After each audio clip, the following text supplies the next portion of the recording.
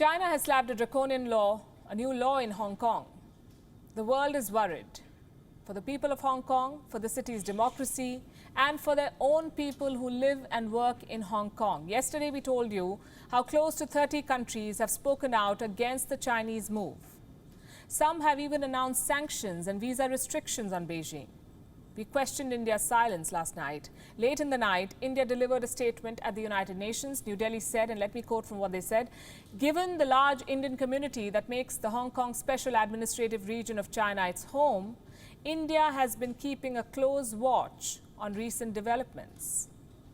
Now, in case you're wondering why so many nations are concerned about Hong Kong, then you must know that the repercussions of this new law go way beyond the borders of the city.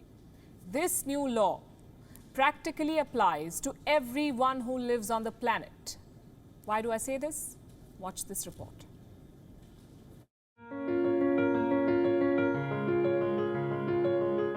The national security law has transformed Hong Kong into a black hole. Landing in the city means getting sucked into China's dysfunctional legal system. You could be arrested for violating this draconian law. In retrospect, and outside Hong Kong, you may never find out what your fault is. The crafty dragon will place it under a clause of its choice. Succession, subversion, terrorism, or colluding with external forces. The moral of the story?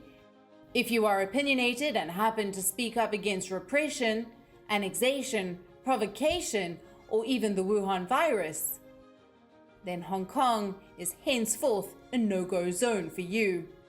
In other words, this city is as good as gone from the global map. Gone with it is the world's 8th busiest airport, one that hosts at least 196,000 passengers daily, connects 220 destinations, and also happens to be the world's largest cargo center. At least 120 airlines have flights to Hong Kong. There is no word on how many of them will resume operations to the city.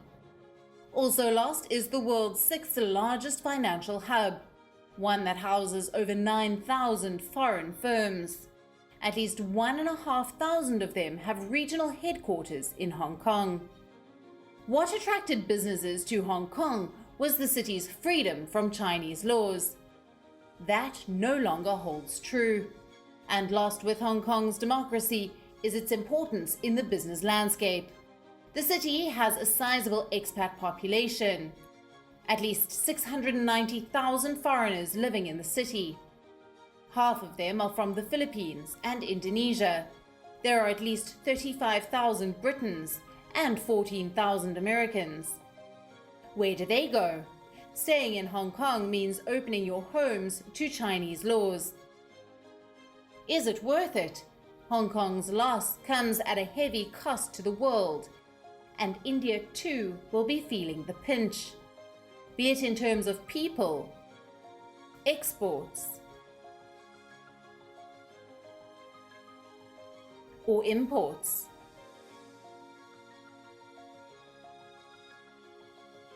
Hong Kong is probably the most expensive collateral damage in China's evidently damaging quest for world power.